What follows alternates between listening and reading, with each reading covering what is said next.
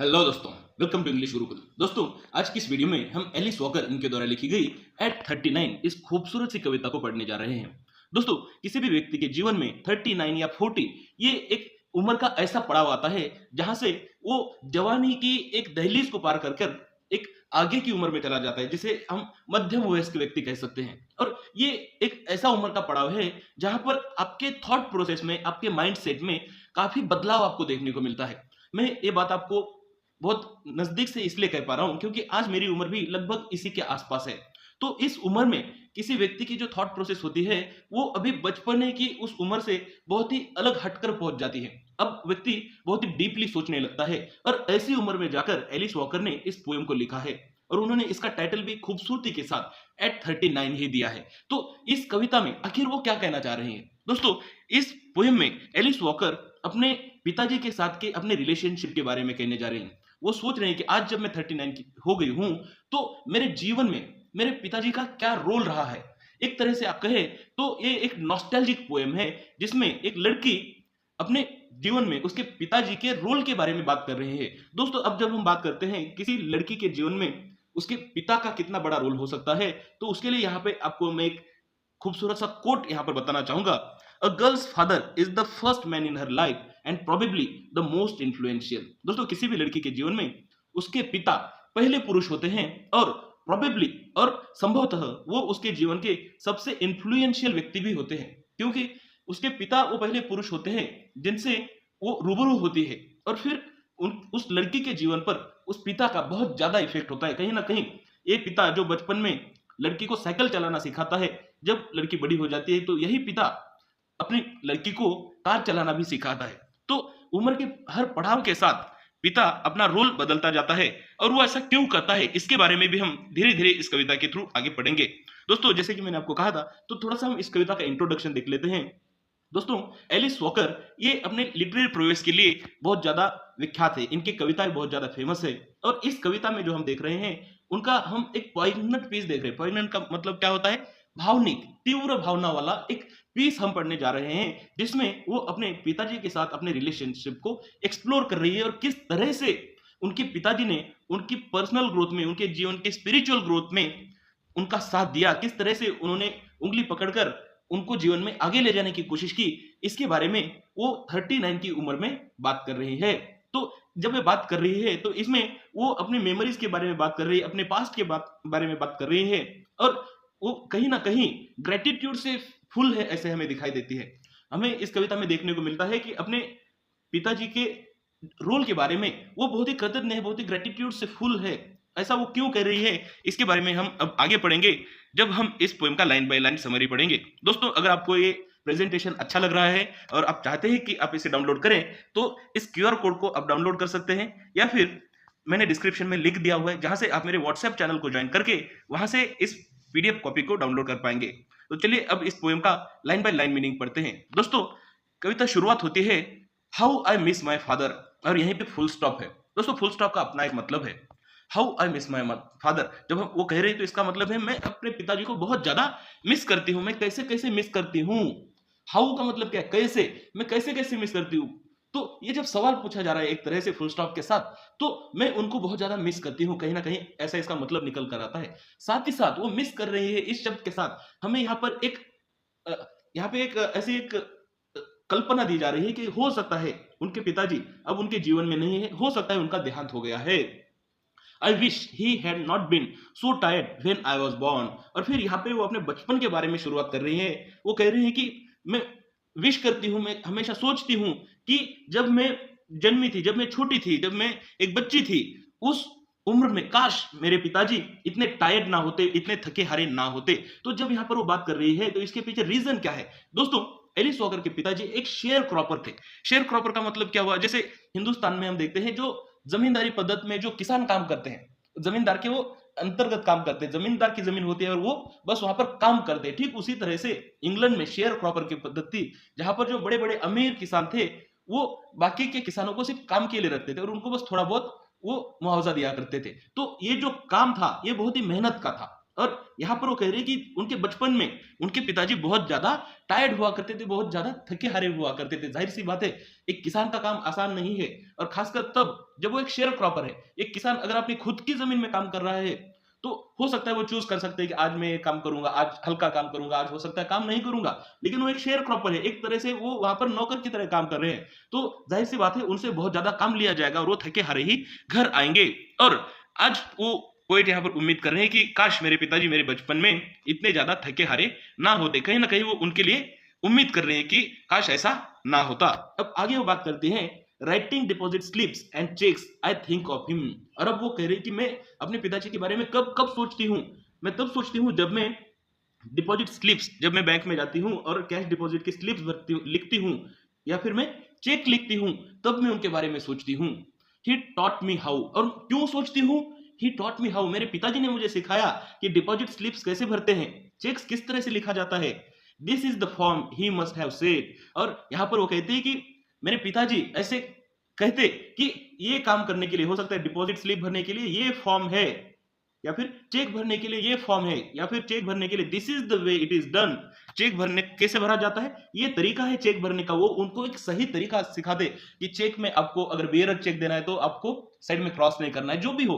तो उनके पिताजी उनकी हैंड होल्डिंग कर रहे थे, उनको जो ये फाइनेंशियल लिटरेसी है, जो फाइनेंशियल एजुकेशन है, वो उनको सिखा रहे थे। और कहीं ना कहीं मैं सोचता हूं कि इस तरह का नॉलेज हर पिता ने अपने लड़कियों को देना बहुत जरूरी है। इंडियन कंटेक्स्ट में तो बहुत ज्यादा जरूरी है, क्योंकि जो इंडियन पेरेंट्स है अक्सर लड़कियों को फाइनेंशियली ज्यादा लिटरेट नहीं करते, और जब वो लड़कों के बारे में सोचते हैं तो अक्सर लड़कों को इन चीजों के बारे में नॉलेज देने से वो पीछे नहीं हटते हैं। तो कहीं ना कहीं इंडियन पेरेंट्स को भी इसके बारे में सोचना चाहिए। और साथ ही आप जो ये वीडियो देख रहे हैं, आपके लिए भी मैसेज है कि कल को जाके अगर आप एक लड़की के पिता बनते हैं तो आपको उनको फाइनेंशियली लिटरेट करने के बारे में जरूर सोचना चाहिए। और फाइनेंशियल लिटरेसी की शुरुआत कहां से होती है, बैंकिंग सिस्टम से। जब आप उनको इंट्रोड्यूस कराते हैं, उनका अकाउंट कैसे खोलते हैं, बैंकिंग सिस्टम कैसे काम करता है, पैसे कहां कैसे जमा करते हैं, पैसे निकालते कैसे, चेक कैसे भरते हैं, तो इस तरह के नॉलेज एलिस वॉकर के पिताजी ने उनको दिया।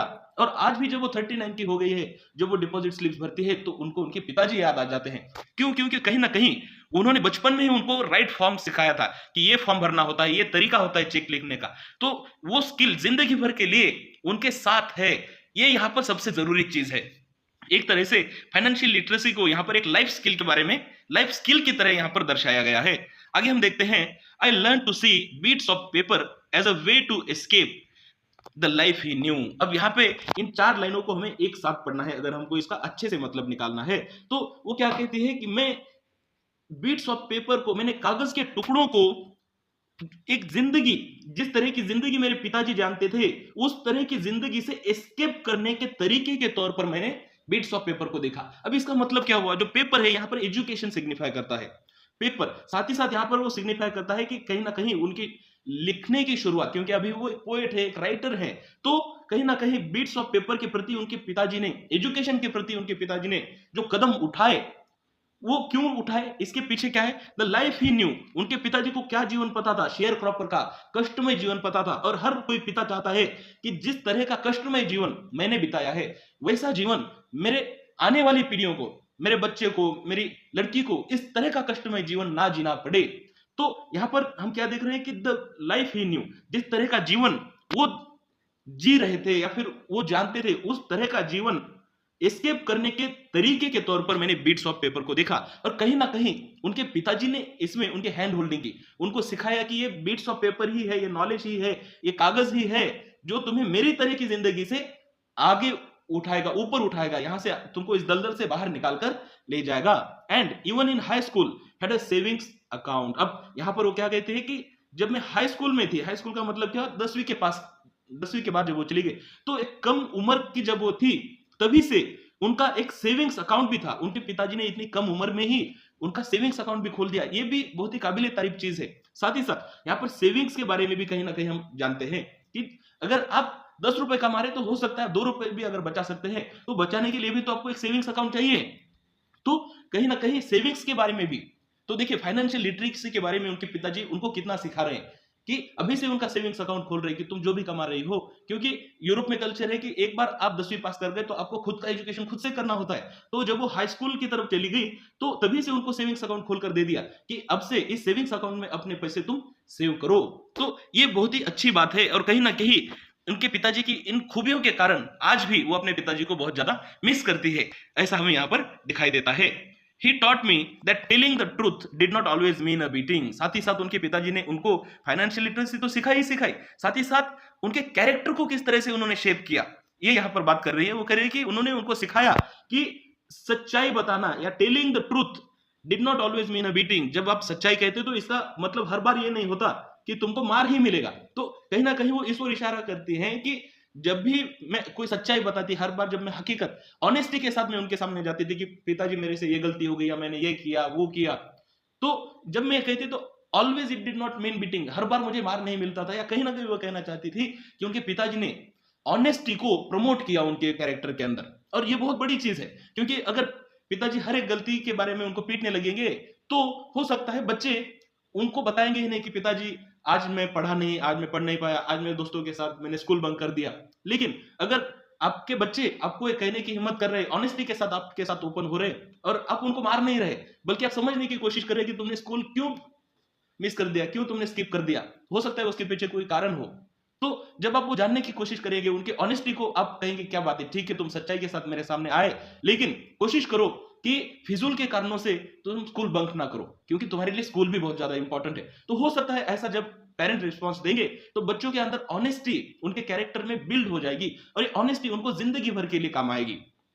दो many of my truths must have grade him before the end. और वो कहते हैं कि और मैंने बहुत सी जो हकीकतें बताई, मेरी जो सच्चाइयां थी, हो सकता है उन्होंने कुछ गलत काम किए हो, ऐसे काम किए हो जो उनके पिताजी को पसंद ना आए हो, और ये होना ही है। कोई भी बच्चा जब बढ़ रहा है तो उससे कोई गलतियां होंगी, वो बहुत सी गलतियां करेंगे क्योंकि हम इंसान हैं। और वो कहते हैं कि मेनी ऑफ माई ट्रूथ्स, जो मैंने सच्चाइयां मेरे पिता को बताई, हो सकता है ऐसी बहुत सारी सच्चाइयों के कारण वो ग्रीव हुए होंगे, उनको दुख हुआ होगा बिफोर द एंड। और जब यहाँ पर बिफोर द एंड कह रही हैं तो कहीं ना कहीं वो उनकी मृत्यु के बारे में इशारा यहाँ पर क्लियर कट हमें दे रही हैं कि उनके मृत्यु से पहले उनको उसका दुख हुआ होगा कि मैंने कितनी सारी गलतियां की। तो यहाँ पर एक और चीज हमें समझ में आती है कि उनके पिताजी हो सकता है उनके 20 साल की उम्र के आसपास ही चल बसे हो। वो उम्र में जब ऑथर बहुत ज्यादा गलतियां करती थी, क्योंकि वो उम्र ही गलतियां करने की है, तो कहीं ना कहीं उसके बारे में भी वो आज सोचती है और उन्हें भी इसके बारे में थोड़ा सा दुख होता है, ऐसा हमें यहाँ पर महसूस होता है। अगली लाइनों में हम देखते हैं, how I miss my father, he cook like a person dancing in a yoga meditation. अब देखिए कितनी खूबसूरत लाइनें यहाँ पर लिखी है और फिर से एक बार यहाँ पर रिपीटेशन किया गया है, how I miss my father, इस बार एक्सक्लेमेशन मार्क के साथ। यहाँ पर उन्होंने फुल स्टॉप नहीं यूज किया है, यहाँ पर इसका भी बहुत ज्यादा इंपॉर्टेंस है। उत्कटता दिखाई देती है, उनके इमोशंस यहाँ पर कितने तेजी के साथ आगे आ रहे हैं, कितने उत्कट इमोशंस आ रहे हैं, पॉइग्नेंट इमोशंस आ रहे हैं, ये हमें यहाँ पर एक्सक्लेमेशन मार्क के साथ दिखाई देता है। मैं अपने पिता को कितना मिस करती हूँ। He cook like a person dancing in yoga meditation, वो कहती है वो ऐसे कुक करते थे, वो ऐसे खाना बनाते थे जैसे वो योगा मेडिटेशन करते करते ही डांस कर रहे हो, मतलब मेडिटेशन करते करते ही डांस कर रहे हो। तो क्या फ्यूजन के बारे में यहाँ पर दिखाई दे रहे, कहीं ना कहीं उनके पिताजी में वो एक स्पॉन्टेनिटी थी। स्पॉन्टेनिटी का क्या मतलब होता है, अचानक से कुछ अलग सा करते हो, कुछ हटके करते हो, आप एक रूटीन ट्रैक पर नहीं चलते हो, आपके स्वभाव में वो एक स्पॉन्टेनिटी है, सामने वाला गेस नहीं कर पाएगा कि आप अभी क्या करोगे। और कहीं ना कहीं ये चीज आपको इंटरेस्टिंग बनाती है। एक तरह से उनके पिताजी बहुत ही इंटरेस्टिंग थे, ये यहाँ पर वो कहना चाह रहे हैं। And crave the voluptuous sharing of good food, और अपने पिता के एक स्वभाव के बारे में वो बताती है कि उनके पिताजी खाना तो ऐसा बनाते थे जैसे वो मेडिटेशन करते करते डांस कर रहे हो, और वो हमेशा वोलप्टियस शेयरिंग करते थे अपने फूड की, जो खाना बनाते थे वो अक्सर वो लोगों के साथ बांटा करते थे। यहाँ पे वो एक स्वभाव, उनका कैरेक्टर जता रही कि खाना बांटना एक सिंबल है। यहाँ पर आप खाना बांटते हो तो 4 लोगों के साथ बैठकर खाना खाते हो, तो कहीं ना कहीं आप वहां पर सोशल बॉन्डिंग करते हो, और ये सोशल बॉन्डिंग करना ये उनके पिताजी ने उनको सिखाया है, ये भी बहुत ज्यादा जरूरी है। दोस्तों, अगर पेरेंट्स सिर्फ अपने बच्चों को कहें कि तुम पढ़ो पढ़ो, बस फर्स्ट आओ क्लास में, तुम ये मेडल लाओ वो मेडल लाओ, ये जरूरी नहीं है। उनको सोशल अवेयरनेस देना भी बहुत ज्यादा जरूरी है। और यहाँ पर सिंबॉलिकली पोएट ने जताया है कि उनके पिताजी ने उनको सोशल होना सिखाया। दोस्तों, कहा जाता है कि दिल का रास्ता पेट से होकर गुजरता है, और कहीं ना कहीं इस चीज को उनके पिताजी ने अपने एक्शंस में से, अपने कृति में से, अपने फूड शेयरिंग की इस आदत में से पोएट को सिखाया, ये हमें यहाँ पर दिखाई देता है। और ये खूबी बहुत ही खूबसूरत है, ऐसा मैं मानता हूं। Now I look and cook just like him.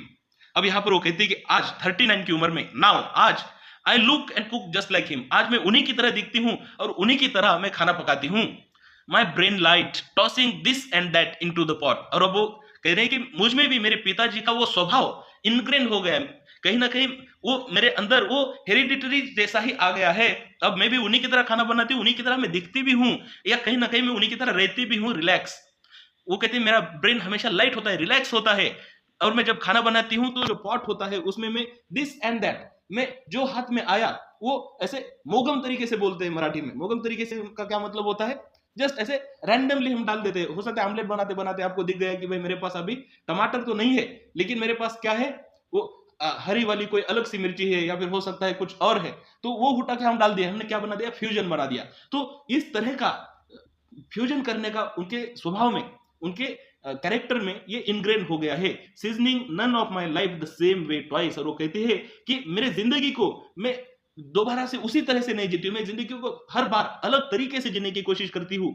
Happy to feed whoever strays my way. और मेरे पिताजी की तरह ही मैं भी, जो भी मेरे रास्ते से गुजरता है, जो भी मेरे रास्ते से गुजरता है, उनको मैं फीड करने की कोशिश करती हूँ, उनसे मैं सोशलाइज करने की कोशिश करती हूँ, लोगों से जुड़ने की कोशिश करती हूँ। और कहीं ना कहीं अब इस स्टांजा में हमें दिखाई दे रहा है कि हमारी पोएट अपने पिताजी के प्रति इतनी ग्रेटिट्यूड से क्यों भरी हुई है, क्योंकि उनके पिताजी से उन्होंने ये लाइफ स्किल सीखी है। लाइफ स्किल क्या सीखी है, सबसे पहले तो ब्रेन लाइट रखना, अपने अपने आप को रिलैक्स रखना। उनके पिताजी एक शेयर क्रॉपर थे, मेहनती किसान थे, लेकिन वो रिलैक्स रहा करते थे, वो एक स्पॉन्टेनियस व्यक्ति थे।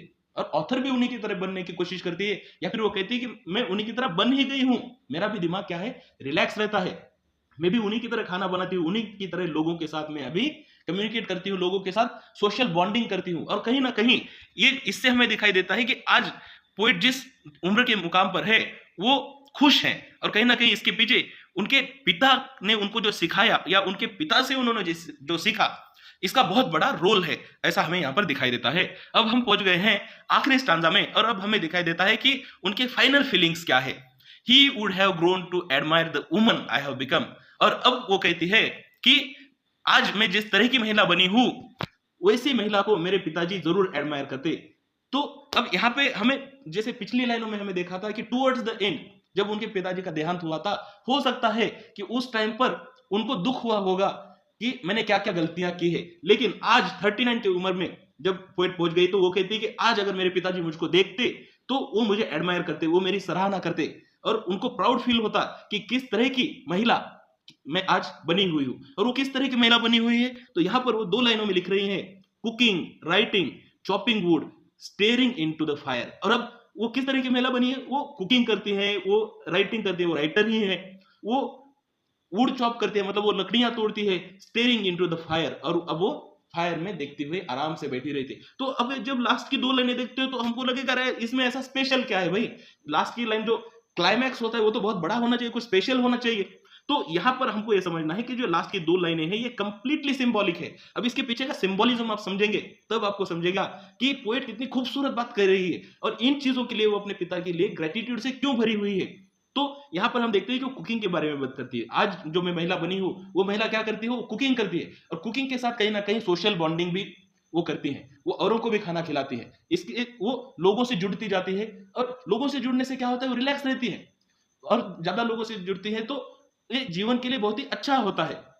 आज वो राइटिंग करती है, वो लिखती है, और कहीं ना कहीं वो उनका पेशा भी है, जहां से वो पैसे कमाती है, अपनी आजीविका वो वहां से चलाती है। एक तरह से वो फाइनेंशियली फ्री हो चुकी है, फाइनेंशियली वो अभी डिपेंडेंट नहीं है। साथ ही साथ वो अपनी लकड़ियां खुद तोड़ती है। अब ये लाइन बहुत ज्यादा जरूरी है। क्यों जरूरी है, क्योंकि आमतौर पर लकड़ियां तोड़ना या ऐसे मेहनत के काम करना, मुश्किल काम करना, ये लड़के करते हैं या लड़कों के साथ इनको अटैच किया जाता है। लेकिन ऑथर पोएट कहती हैं, महिला होते हुए भी कहती है कि मैं अपनी लकड़ियां खुद तोड़ती हूं। अब ये चीज क्या हमें दिखाती है कि वो फिजिकली फिट है।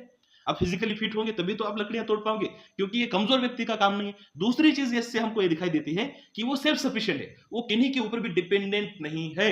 और ये चीज एक लड़की के लिए बहुत ज्यादा जरूरी है कि वो लड़की छोटी छोटी चीजों के लिए किसी पुरुष के ऊपर डिपेंडेंट ना हो। और ये उनको बनाने के पीछे उनके पिताजी का बहुत बड़ा रोल है। उनके पिताजी ने बचपन से ही उनके हैंड होल्डिंग की, उनको इस तरह से ट्रेन किया कि वो एक सेल्फ सफिशिएंट, एक फाइनेंशियली स्टेबल और एक स्पॉन्टेनियस स्वभाव वाली, एक शांत दिमाग वाली महिला बन पाए, और कहीं ना कहीं उनके पिताजी ने बचपन से जो एफर्ट्स लिए उसका नतीजा उनको आज 39 की उम्र में दिखा रहा है। और जब वो कुकिंग करती है, राइटिंग करती है, अपनी लकड़ियां खुद तोड़ती है, और लास्ट की लाइन में लिखती है स्टेरिंग इनटू द फायर, और मैं क्या करती हूँ, जो लकड़ियां जल रही है उनमें मैं आग को देखती रहती हूँ। तो यहाँ पे आग का भी एक अपना महत्व है। आग जो है सिंबल दिखाता है ऊर्जा का, साथ ही साथ एक सहज तरह से अगर हम देखें तो जब हम कैंप फायर जलाते हैं और लकड़ियों में देखते हुए बैठते थे, ये आपको रिलैक्स महसूस कराता है। तो अब वो क्या करें कि मैं फायर में देखते हुए बैठती हूँ, स्टेयर करती हूँ, तो मैं रिलैक्स रहती हूँ। तो ये सारी चीजें जो उन्होंने सीखी है, ये सीखने के पीछे उनके पिता का बहुत बड़ा रोल है। कहीं ना कहीं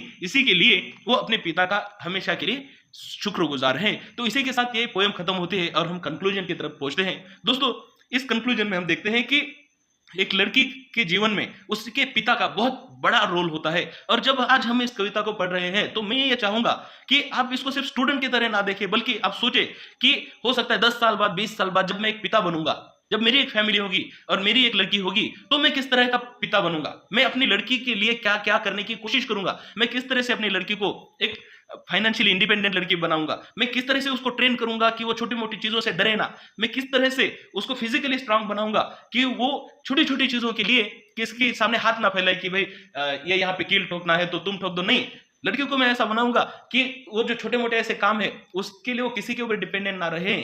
तो इस तरह की लड़की अगर आप आपकी बेटी को बनाओगे तो मैं कहूंगा कि आप आपके जीवन में एक सक्सेसफुल पिता बन पाओगे। तो कहीं ना कहीं ये कविता से आज आप एग्जाम तो पास हो ही जाइए, आज आप ये सीखिए ही, लेकिन इस कविता को आपके साथ आपके जीवन में आगे भी लेकर जाइए, क्योंकि आपने अगर 20-25 मिनट आपके जीवन के इस कविता को सीखने के लिए दिए तो ये टाइम वेस्ट नहीं जाना चाहिए। ना ही इस कविता से आपने जो सीखा वो नॉलेज वेस्ट जाना चाहिए। इसको आपके साथ लेकर जाइए और एक अच्छा पिता बनने की कोशिश करिए। अगर आज आप ऑलरेडी पिता है तो अभी से इसके कुछ कैरेक्टर सीखने की बात कोशिश करिए, और आज आप स्टूडेंट है तो इन चीजों को आपके साथ तब तक लेकर चलिए जब आप एक पिता बन जाएंगे। चलिए, उम्मीद करता हूं आपको एक पोएम पसंद आई।